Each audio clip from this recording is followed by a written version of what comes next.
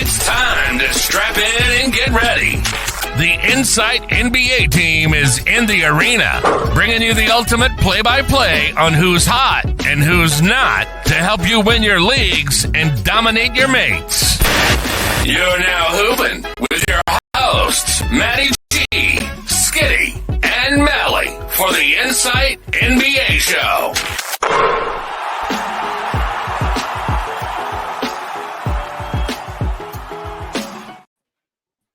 It's early on a Saturday morning. Skiddy's got his 4-1. I am not, but it's lunchtime, and the man has missed out on taking a sandwich, but he's got his coffee in hand. Our guest from Yahoo Fantasy Sports, Dan Titus. How are you, man? What's up, Matty G? Skiddy, what's good? It's I know it's early on your end, so I can't complain, but I do have my cup of Joe here. That's at least going to hold me over.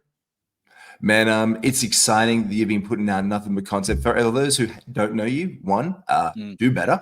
But tell us a little bit. But Dan, tell us a little bit about what you do at Yahoo, what your role is there, so people can understand why you're like important and busy and stuff. Wow, important. Shout to my wife. She doesn't believe any of this. Mrs. Titus, get him a PlayStation 5.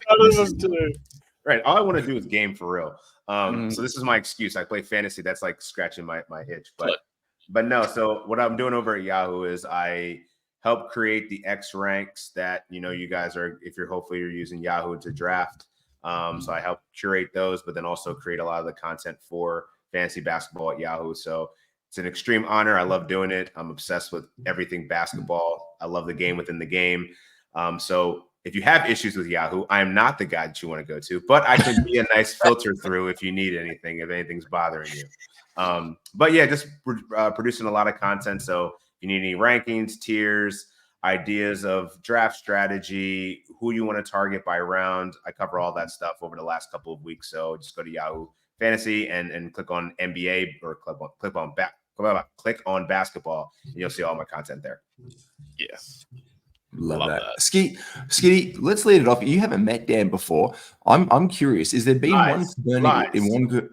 He says he hasn't. He said he hasn't met you. I'm like, he has met you. No, I definitely have, Jay. I got it confused between if you said we were interviewing with Dan, and I didn't know if you meant Titus or Besbris. I have done with Titus. I haven't done with Besbris. Or Palo, or any one of the multiple Dans. If you're in fantasy basketball, your name has to be Dan, apparently. Yeah, apparently. Or Matt. Dan or Matt. It's all right. We've got three, and someone in one of our drafts was like mentioning a Matt the other day. I was like, this one of the big things this year, and we haven't shared this yet. This is like really, I guess, private analyst knowledge. I don't know if Reclean is going to whip me around my little hands, but we've got the industry pickup that's just kicked off for the season, and this is the first round. You've just been the last pick on the board, I noticed, as I woke up this morning. I had the alert that Dan Titus has taken a homer. This is going to be such a sweaty draft. Let's go through the first round here. Dan, look, at number 11, you've taken James Harden. You love him this year. Like, you're really set on him. I am pretty set on him. I mean, I think I was between a lot of options here. My Q, because this was happening overnight, my Q was Jason Tatum, Joel Embiid, James Harden. And obviously Tatum and Embiid went right before that. So I was like, all right, what do I do here? I think James is my guy. I've had him ranked over Steph Curry, over Anthony Edwards for most of this season. I think Anthony Edwards, I gave him a slight bump with the move of Cat going to the New York Knicks. But I think for what I'm trying to do here in any industry draft, I think I just need to stick to the basics, and the assists and the points and what point guards can do for fantasy, I think is a great way to start a foundational core of what you want to do in fantasy. And because I'm on the back end, I kind of have to react. I have to read and react, right? So I'm going to be addressing the value that falls on the front end, and on the back end, I'm probably going to have to take some risks and some swings because people aren't going to come back to me.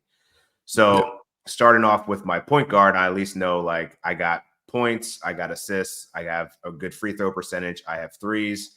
Harden's actually an underrated defender. So he pretty much checks all the boxes of someone that I want in the first round.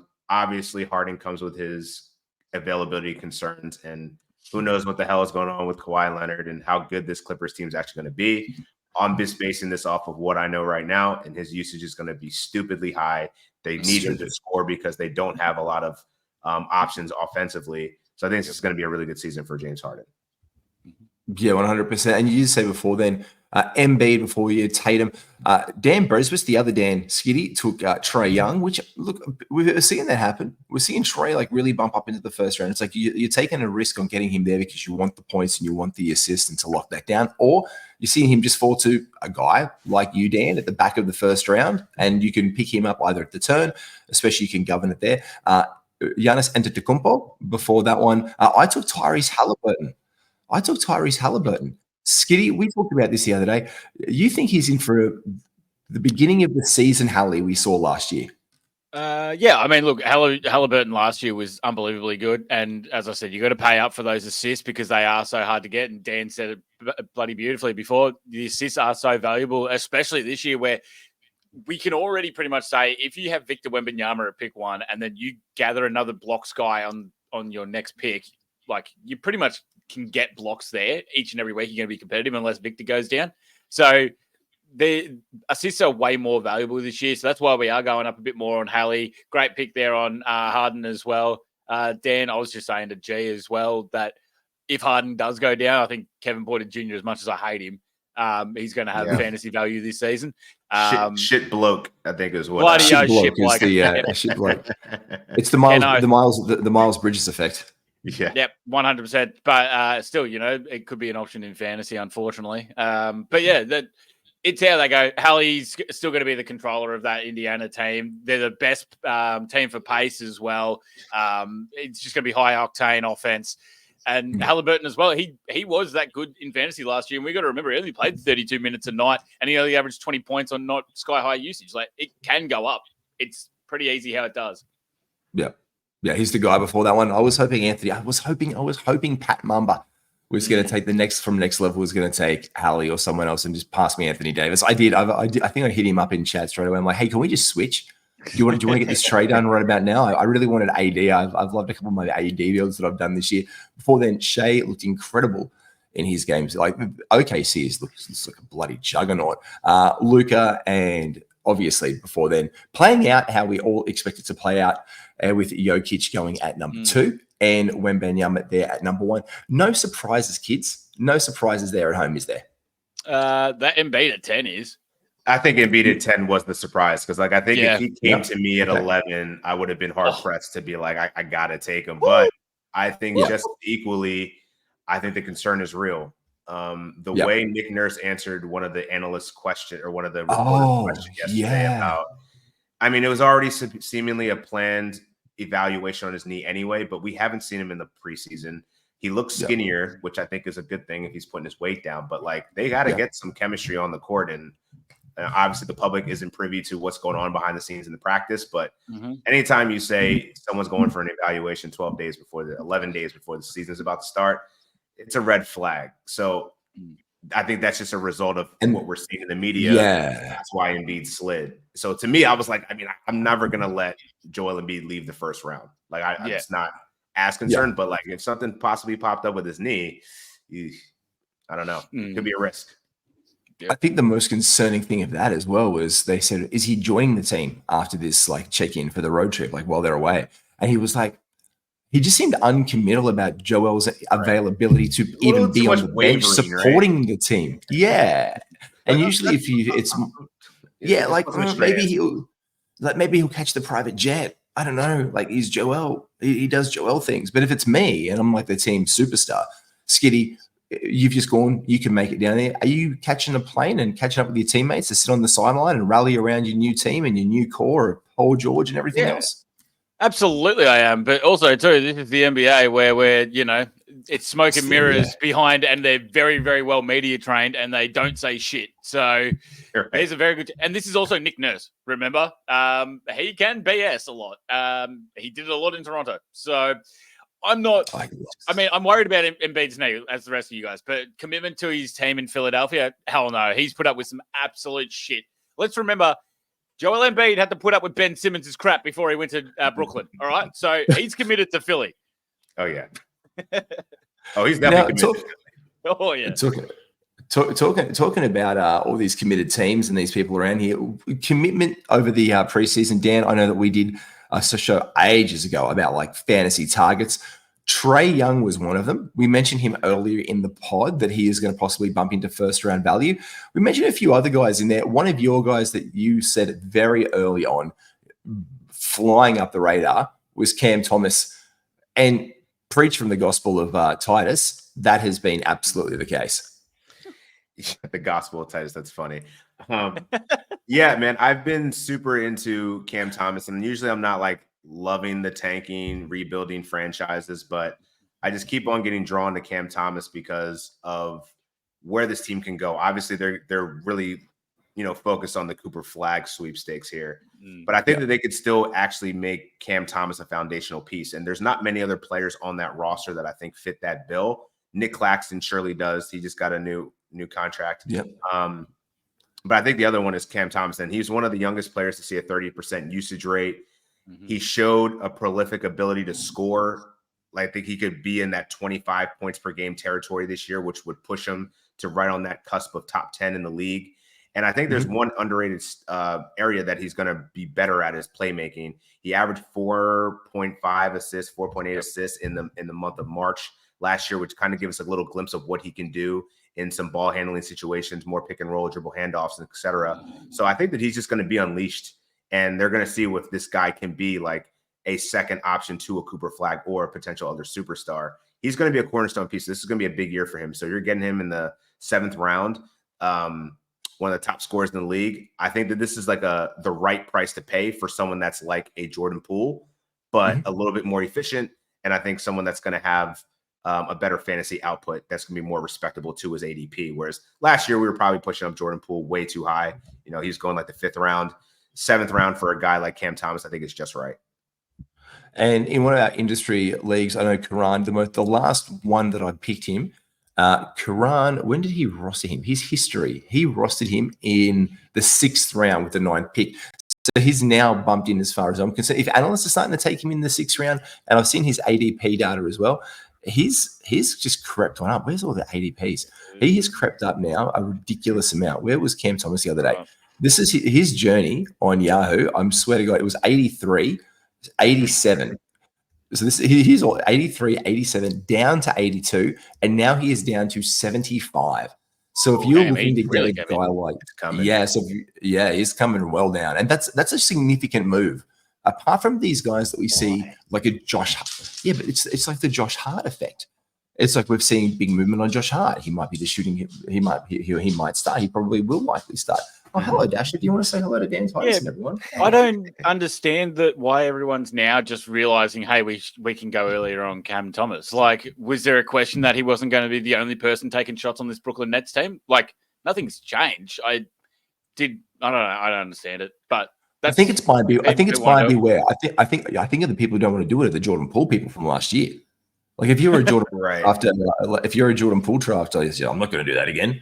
It's just like same but different. It's the same situation differently. But you're right, he does have a lot of opportunity. Josh Skiddy was the one that we both thought was going to be having a lot more role. But I'm a little bit concerned now on Giddy, to be fair, Dan. Skiddy, I don't know about you. I mean, he looked decent the other day, but we haven't seen it roll out there. We haven't seen Lonzo come out. That's a bit of because he was almost like the point guard of the future for them because Lonzo's gone away. But now Lonzo's back. Are we concerned with what we're going to see out of Giddy this year in Chicago? Those, let's say, Lonzo, let's just say it now. It's going to be 16 minutes a night probably until he can ramp back up a majority of the season. Then we're looking at Giddy with Levine's playing the 3 and then Dosunmu and Kobe White. Yeah, I mean, I was a little bit worried about that rotation when Lonzo was coming back. Giddy, we've put so much on Giddy this year of fantasy, and so many people have been like, okay, Giddy's got the runway. Giddy's able to now fly. Remember, he hasn't had a top 100 fantasy season yet, and it's purely because he hasn't had enough of the ball to be able to flourish because he's been next to Shai Gilgeous-Alexander. Now he's going against Shai Light in Kobe White, and we could be seeing the exact same thing to happen to Giddy again. He needs to be able to generate rebounds or assists or defensive stats because he's not a massive scorer and he's not a massive usage guy. And then you're playing next to Kobe White and Zach LaVine, who are both extremely high usage players and ISO scorers, can be those type of players. So now we need to see Skiddy evolve somewhere else. Can he? Iffy. The steal against the Cavs in that game, right? He got a couple of boards. We saw it last year. He was getting more rebounds on OKC. The steals against Cleveland, I was okay with. The blocks I'm throwing out the window, they were both against Garland, who's about 5 inches shorter than him. So I don't care about that. But yeah, I'm a little bit worried about Skiddy of being how high people have been drafting him. But if we get him at his floor, then I'm still okay with it. We know what we're going to expect from him. I just don't think we can expect this massive, top 50 kind of season from Skiddy unless we see some kind of change in Chicago.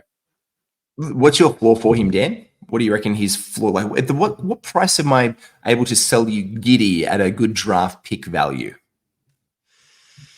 I mean, based off of the ADP data, you're going to have to pay a 6th-round pick for him. So, I mean, if he falls beyond the 6, I'd say maybe I get more interested. But, I tend to lean with Skiddy in terms of, I think we're just overdrafting in terms of just, his sheer opportunity. If you look at the raw player, he's the same person, right? He can generate points, rebounds, and assists. Sometimes his free throw percentage did go up last year, which was nice. But when you're getting those more minutes, you're also probably going to get more turnovers. He still hasn't really shown a strong or a confident 3-point profile. So better though. I feel like we're still playing with the same guy. He's just going to have more minutes. So if I was approaching Josh Skiddy, I probably would not draft him based off his ADP right now. I think it's too inflated. I would be interested in points leagues though, because then that kind of hides his deficiencies a little bit more. I think he's probably worthy of a 6th-round pick in points leagues. Categories, there's just too many flaws there where I think Skiddy is the right person with a punt build, but it has to be specific. And I think once you're getting to those specifics, it gets complicated because if one injury happens, it throws off your whole plan. I think it just muddies the waters too much. So I'd say be cautious. If he falls beyond round 6, entertain it, but don't reach for him. Yeah, that's a punt. That is a punt turnovers, punt threes build. You're leaning heavy into assists and trying to get your defensive profile all up, and also down on your field goal percentage as well. It did creep up a little bit last year, but again, not the most elite. I don't know, man. It's not elite by any way, shape, or form for a point guard. So you're kind of playing with your usual. So who else is on your little bit of a fade list right now, Dan, who you think is being a little bit on your guys who we're overpaying for currently? Overpaying for Skiddy, you better think. You better think because you got the same question next. I'm actually so this might. I was just actually having a conversation with a homie about this. I think if we're talking category leagues, I think you have I think there's a considerable case to devalue Domantas Sabonis. And I say that because right now he's a 2nd-round pick, right? And his ADP is safely mid to late 2nd round. I've seen people take him in the early 2nd. He's another person that you have to build your team around so many specific things because he's not going to block shots. He's not going to get steals. Yeah. He doesn't shoot a good free throw percentage. He doesn't shoot threes. He's just really good at points, rebounds, and assists and field goal percentage. So I think you're just putting yourself in an early disadvantage in so many categories so early on that it's just going to make you harder to build your team around. And I think you're going to be trying to overfit and course correct to build that balance, and it's not going to ultimately be a good team. So I don't know what that answer is. I just feel like there's other options that are more efficient that can help your team in different ways, like Chet Holmgren, Kevin Durant, Damian Lillard. They all offer more cross-categorial value than Doma in 4 categories. It's not to say that I don't like him, but I just think that he's based off of his profile. It's just not an ideal build for a team. And I think this is where we're seeing guys like Kevin Durant go into the 2nd round now because of the age complex. He's 37 now. Is he 37? He's getting up there, but he's also Kevin freaking Durant, man. So at a point, in the 2nd round, when you're picking up someone like KD who could potentially return you 1st-round value, we've got to like that in our fantasy game. What's one for you, Skiddy? Oh, gee, I've still got a few. I was very interested about Titus and Domas though. That's an interesting one. And I didn't even mention the DeMar DeRozan effect. Yeah, I know. That's Like the thing that surprised me most. He had so much spacing before Yeah. because there wasn't someone attacking that mid range. Like, how does Yeah. DeMar DeRozan get off? Like, he's only in like a slasher mid range dude. So like, Exactly. I feel like it's going to be a little clunky there. Yeah, I 100% agree. I was more on the devaluing of DeRozan. But yeah, I can also see it for Domas. But if Domas still gets the most amount of rebounds and bulk assists, then he's doing his job for me in my eyes. But I agree with you there, Dan. I could go a few ways here, G. You mentioned Kevin Durant. I am so bloody worried about what the hell is going on in Phoenix. And honestly, one of the guys that I'm most worried about right now is Devin Booker. And he's, as Dan said, second round guy. We've seen in the 2 preseason games, now that Tyus Jones in there, they have a credible point guard that can assist and make plays, and he's just fantastic at it. Booker doesn't have to do that anymore. Booker's an unbelievably good isolation scorer, and he can get points like that, but so's KD. Beal can do it as well. There's a lot that's going on now in Phoenix where Booker isn't currently being the best at, and now it's starting to worry me because he needs bulk usage, high points, good field goal percentage. This is what Booker provides. Last year it was also the assists. He averaged 7 assists or 6 assists. Now that's gone. Scoring can be deferred to anyone. We saw last year with Phoenix, they had a shitload of isolation ball where they just gave it to KD or gave it to Booker and went, go, do it, don't care. And that's what they did. They have a better rebounder as well. I just don't see where Booker's now the best in any category on this team. And I'm starting to worry about him because we've seen in the first 2 preseason games where they've deferred it to other players and they've actually started running, system plays. And it hasn't benefited Booker's fantasy game. He's an unbelievable NBA player. Don't get me wrong. But fantasy-wise at the moment, I'm worried about second-round value unless there's injuries. Side note, though, bloody impressed that Bradley Beal has actually shown a capability to effort on defense and play defense, because that is a big shock for me to start off this preseason, and he's done it so far. And I'm thoroughly impressed with Beal doing that. I have a fun game that I play with my son Grayson to bring him to the Phoenix Suns, and I go like, in the second round, Gray, do you want to choose Devin Booker or Spider Mitchell? And he goes Spider. So if Gray has taken Donovan Mitchell in the second round, that's where I would be. I think with guys, let's say targets wise, back to you, Dan. There are guys that we are targeting at certain rounds that we think a particular value. For example, I love Isaiah Hartenstein. I am not taking him in the 5th round to pay that premium where I think is his absolute ceiling right now. So I've kind of got like my limit, like of how much Papa G is going to spend on certain players and what round I'm going to do it in. What's some dudes like looking through your projections where you're like, you know what? Maybe I've noticed the trend too much in this guy. I'm going to avoid them, or I'm noticing people not take them in this round. And so they're going to be a target. They can be a target one way or the other. You can target to skip someone, or you can target to hit someone and pick them up, because you've got to just know where you're going to be at for that one. For example, Brandon Miller, his new ADP data suggests that he is a top 50 player. Do you take him in? Do you take him in that round? He is now moved into Yahoo at underdog. He has gone into 48. This is the wild dispensation. He has gone in underdog at 48. At Fantrax, he's gone down to 63. He's at 70, and then his overall now has gone down to 64, and he's shot up the rankings in ESPN to 80. So Yahoo's probably gotten the most right as a 70-ish player. But if someone's getting hyped about seeing him in the preseason, they're like, I might take him the round early. It's the great hope that we have. That right there is pretty much such a caveat to how good Yahoo is it not, Dan? Like, well done. Like, some people have Brandon Miller at 40. The fuck are we doing? Yeah, it's just I don't know. I'm all for the second year, ascension of players, because I do have quite a few that I think are going to be really good. But I think a lot of Brandon Miller's success was LaMelo Ball wasn't there. This team wasn't like a full-fledged unit, whereas I feel like now they're actually healthy. This is a new scheme, new coach. There's a lot of things at play here. And while I think Brandon Miller is going to be good, did he show us like a profile where he's going to be an elite or above average rebounder, assists, stocks. Nope. I mean, we're calling him Paul George Light, but I mean, there's still time for him to actually develop into a true 3-and-D wing. I think he's a good scorer, but I think that's really what you're paying for right now. And this is LaMelo Ball's team. I think Miles Bridges is going to be the second option. 100%. And so where does that leave Brandon Miller? To me, that draft capital is a little bit too rich just from what we've seen. Now, I'm not saying he can't get better. I just don't know that I'm there yet to draft him that high. Where could I introduce you in a flyer, boys? Jalen Smith looked incredible in Chicago. Back to Chicago, good old Sticks. Can I interest you in a second last round option him, or would you much rather Alex Sarr? Obviously, the rookie, who's obviously the unapproachable. You can't back the man for Rookie of the Year. But this is where we're seeing similar guys start to come into play. Jalen Smith has now moved up into 140, and Sarr going all the way down to the list. That was on Yahoo that Sticks has come up to, where previously he was completely undrafted.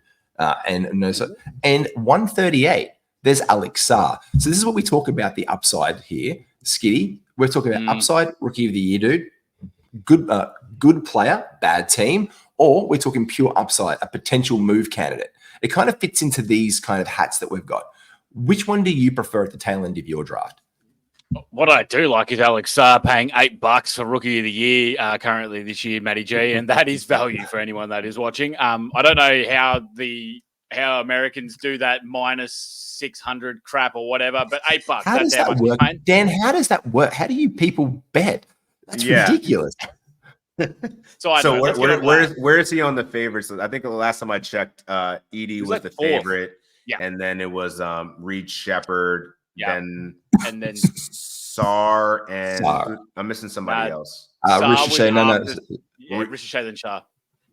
Yeah. Wow, Ricochet it's Sarr. Yeah. It's now going to even. So Sarr as of now and Ricochet are even at 775. Okay. Ooh, come in. See, I feel like that seems a bit low for Sarr, just given. So, I mean, I actually do like Jalen Smith a lot, but if we're talking about controlling what we can control, I don't know if the Bulls are going to be able to move Nikola Vucevic.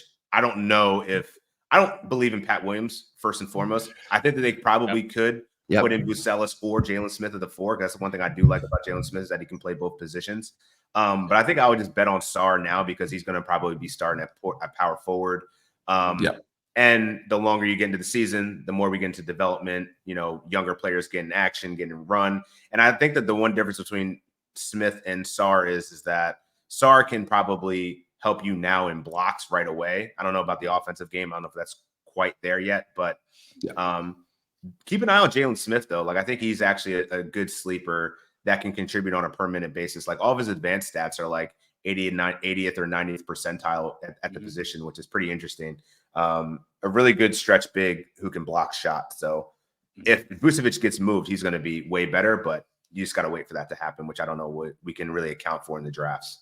Yep. No, exactly right. Is there any, I guess you can say one guy that you've been waiting and also because we're an industry pickup together, if you could just give me that advice in advance, that you're just maniacally just rubbing your fingers together, like towards the tail ends of your draft. You're like, yeah, keep on coming to me.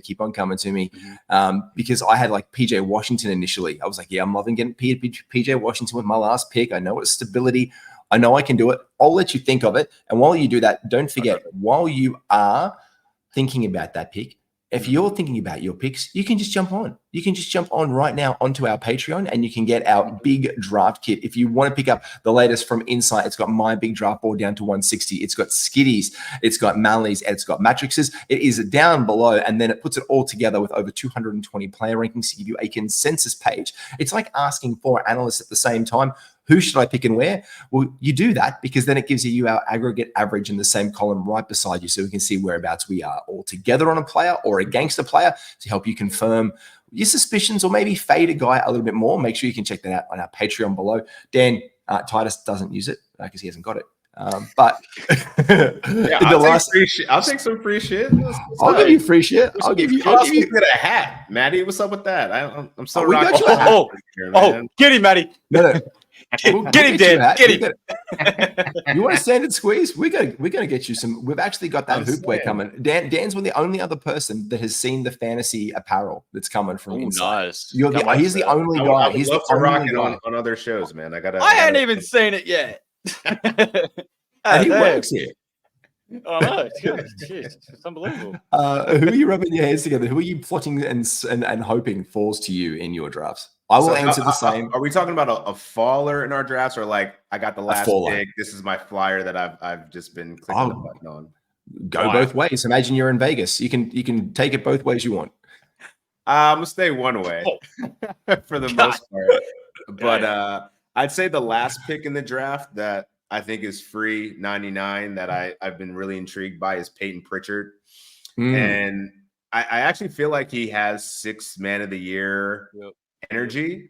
And I think Jaylen Brown, and I don't know how much this was him trolling or just actually just being way too brutally honest, but he was like, there's going to be points in the season where we're just going to give the usage and play through Peyton Pritchard, giving Sam Hauser more opportunities. I think that was like him being dead ass honest about we need to have our guys ready for anything in every moment. So we're going to give them opportunities to shine. But I think Peyton Pritchard's actually kind of increased his value and his production in when he gets the minutes, like his per minute value. I've agreed. Over the course of time. So I think he's going to end up just playing more minutes. And I think he's going to be more effective with those minutes. When he sees 20 minutes a game, man, or I think his numbers are like 13 points. He contributes assists. He gets the threes. He might struggle with the field goal percentage, but he's a scrappy dude. He's like that TJ McConnell type. 100%. Produces fantasy value, but he can shoot threes. That's the difference between him and DJ. That's right. And I'd say don't put it past the Celtics to kind of load manage Drew Holiday coming off an Olympic campaign. They have to, with KP out, they have to take care of their core here, and so they can't afford another injury. So I think they're going to actually lean on their bench a little bit more than they have in the past. And I think Peyton Pritchard actually has a good shot to be a fantasy relevant player that's going to be free 99 on waivers, or a last draft pick that you can kind of stash and hope for the best. Free 99. That just reminds me of Kanye's new workout plan. Can I have a free 99? Skiddy, who's last round guys, by the way, and that is good on Peyton Pritchard as well. The highest that he has gone in Yahoo pre-rankings during the course of the season was down to 130 at a point. Then he's come out from there to 138 and to 142. So he is basically your free last pick. Like he's like, I can spend this, but I've loved him and Sam Hauser. I think we're going to spend a lot of time this season, Shithauser, with Peyton Pritchard or Sam Hauser being targets in our waiver wire, especially on Celtics back-to-backs, like you said, the possibility of resting a Drew Holiday. That just adds to these guys' values incredibly. Skiddy, where are you around the last end of your draft? And you're banned from saying Kelly Oubre Jr. on the pod. Got you. No worries. I also, too, I just don't think we have to worry about much load management for Jason Tatum, even though he played in the Olympics. Or should I say played? Got plenty of rest there. My one, I want to shout out your boy Skits, who's, we're not like, the biggest guys on X yet. We're still pretty new to the game and everything like that. But I did say on a pod the other week, I know it's only preseason, but I said on the pod the other week, one of my guys that I'm absolutely gunning for in the last round is Indiana, and that's Benny Mack. And 25 points yesterday versus Cleveland. God, it made me look good. I don't care if it's a preseason game. I'm riding this. Points are hard to come by, G. How many times do I have to say it? Points at the end of the draft, hard to come by. Benny Mack, got him in bunches. Playing on the most high-paced Indiana team, offense, bang. Is he coming up on steals as well? Yes, they are coming up. He doesn't hurt you in percentages. He can get free throw percentage, and he actually gets to the line well as well. 3 is now coming along as well. And who's the guy in front of him? Andrew Nembhard? Don't care. He still gets minutes. He still gets usage. He's still going to be absolutely flying. That's my last round guy. And no one is thinking about Benny Mack until they see this, and then he's going to be last round flyers, guaranteed. Him and Pritchard, bang. All right, look, I do love that from you, but he did start off absolutely woefully. Yes, I think he was 0 from 3 or 0 to 4 to start off, but I know you don't care. But this is the thing about Mathurin that I love about you. He's aggressive, and this is the crazy thing. He got to the line 4 times and then didn't get back there again. So this is where free throws is such a volatile category, but he'll get you 4 of them. And if you're going into your week and you're margin line calling there's a 5-game week for the Pacers, 4-week game for the Pacers, you're picking up a Benny Macarin. Like you're doing the math and it's working out to Mathurin for your Mathurin into your team. The Mathurin is Mathurin into your team, and you're going to pick that up and get it on volume because he can shift free throw percentage. This is the rare player that can shift free throw percentage in the positive off the waiver wire for your guys, because he is going to attack that bucket 4 to 6 times a night. And that's 20 free throws over the course of your week in a 5-game week. That's 16 to an elite. He is an elite free throw shooter. When we talk elite percentages, it is elite. It's dark green, baby. Here's a Martian dark green. So this is a guy who on a week like that, when free throws are in the balance, and let's say field goal percentage is not something you're overtly concerned about and you're going to lose anyway, you're targeting a Bennett Mathurin to get that opportunity to see what he can do. No other peripheral stats, 3 rebounds and an assist yesterday, fine. But if you need points and you need those percentages, man, you're picking on a guy like that and you're like, yep, I'm getting him into my team. Boys, that's it. We said 35 minutes so you can get out of here and get a Subway. Dan, give us a big plug for all things Yahoo before you jump off, brother. Sure. Draft coming up, so make sure you're drafting on Yahoo. Check out my content on Yahoo Fantasy, all basketball content. Do a little baseball and football as well, but it's basketball season now, so appreciate the support, y'all. And let's have a good draft season, man. We got a lot of great targets, a lot of good ideas, great strategy. So yeah, keep tapping in. Yeah, 100%. It's I've got it here. I've actually just got up fantasy basketball. I'm going to show people how to find your stuff. I thought I might do it. I'll do it live. Here we go. We'll do the little present. This is it. We'll do tutorial. it. Yeah, I've got it up here. Yeah, no, I've just put it up on one of the windows here. Yahoo Sports Network. Here we go. Share.